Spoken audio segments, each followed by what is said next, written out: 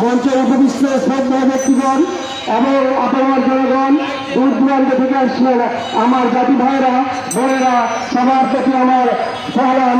আসসালামু আলাইকুম ওয়া রাহমাতুল্লাহ। জুলাই বিপ্লব, লাল বিপ্লব, যে বিপ্লব আমরা অর্জন করেছি এটা সাধারণভাবে আসেনি। এটা এসেছে আমাদের অন্তর থেকে, এটা এসেছে আমরা নির্যাতিত হয়ে আসছি স্বাধীনতার পরবর্তী সময় থেকে। মহামান্য শিক্ষকগণ, শিক্ষকগণ, শ্রদ্ধার ব্যক্তিত্বগণ, আপনার বঙ্গবাসীগণ, আপনারা জানেন এই মাদ্রাসা বোর্ড যেখানে স্থাপিত হয়েছে, এই মাদ্রাসা বোর্ডে আমি প্রায় মাঝে মাঝে গিয়েছিলাম, দেখি ওখানে 98% দক্ষিণবঙ্গের লোকেরা, আমাদের উত্তরবঙ্গের কোনো লোক ওখানে নেই। এবং ওখানে যারা রয়েছে সাধারণ শিক্ষা ক্যাডারের লোকেরা, এই সাধারণ শিক্ষা ক্যাডারের লোকেরা যারা পড়াতে পারে না, বিভিন্ন ইউনিভার্সিটিতে বিভিন্ন কলেজে সেখানে শক্তি শিক্ষকের সেই সকল শিক্ষকরা ওখানে নিয়োগ প্রাপ্ত। আমার মহামান্য প্রিন্সিপালরা, ভাইস প্রিন্সিপালরা, সুপাররা, উপকরণরা ওখানে যে কোথায় বসে থাকে ধরেন, ওখানে রয়েছে ইস্টার্সে ভবন, ইস্টার্সে ভবনের শুরুতে গিয়ে বসে থাকে, তাদের ঘরে বসার জায়গা নেই, সেখানে তারা এখানে হোটেলে টোটেলে বিভিন্ন জায়গায় বসে থাকে।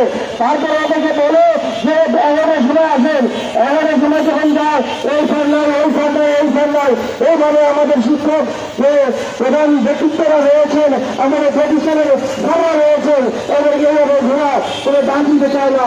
এই জন্য আমাদের উত্তরবঙ্গে, অনতিপূর্বে মাদ্রাসা শিক্ষা বোর্ড অবশ্যই চাই যেখানে ঘরে বিভাজন থাকবে না, বৃত্তিভিত্তিক জ্ঞান চর্চা হবে, বৃত্তিভিত্তিক জ্ঞান চর্চার জন্য আমাদের উত্তর জনগণকে সমৃদ্ধ করার জন্য আমাদের শিক্ষা বোর্ডের অতি জরুরি।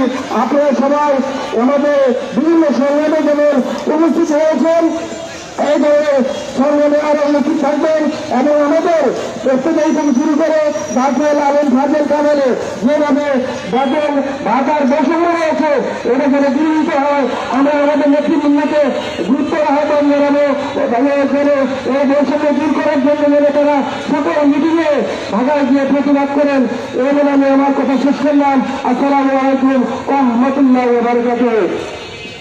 শুকরিয়া। উপস্থিত পর্যায়ে আমাদের সামনে সংক্ষিপ্ত বক্তব্য দিলেন এদেশে মাদ্রাসা শিক্ষকদের প্রাণের সংগঠন বাংলাদেশ মাদ্রাসা শিক্ষক পরিষদ দুর্গাপুর জেলা শাখার সম্মানিত সাধারণ সম্পাদক জনাব মাওলানা ফয়জুল ইসলাম। আমি তাকে সংক্ষিপ্ত কথা বলার জন্য আহ্বান করছি।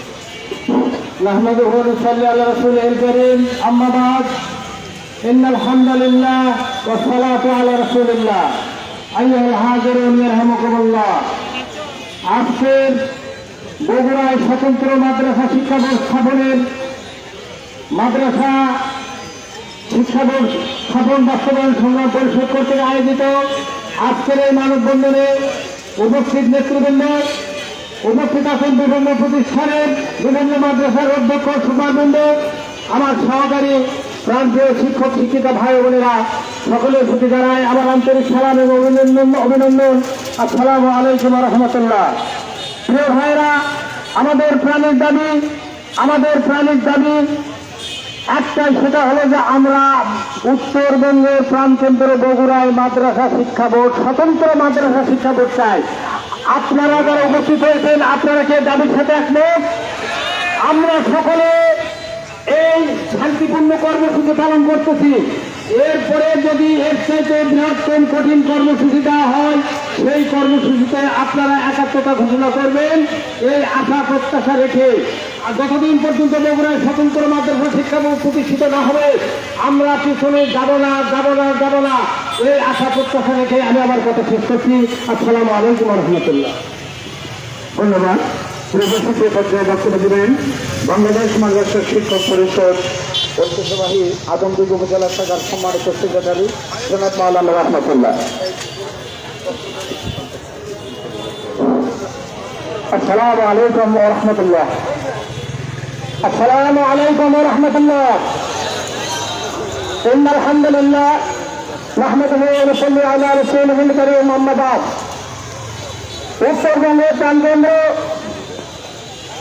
বগুড়ায় স্বতন্ত্র মাদ্রাসা শিক্ষা বোর্ড স্থাপনের দাবিতে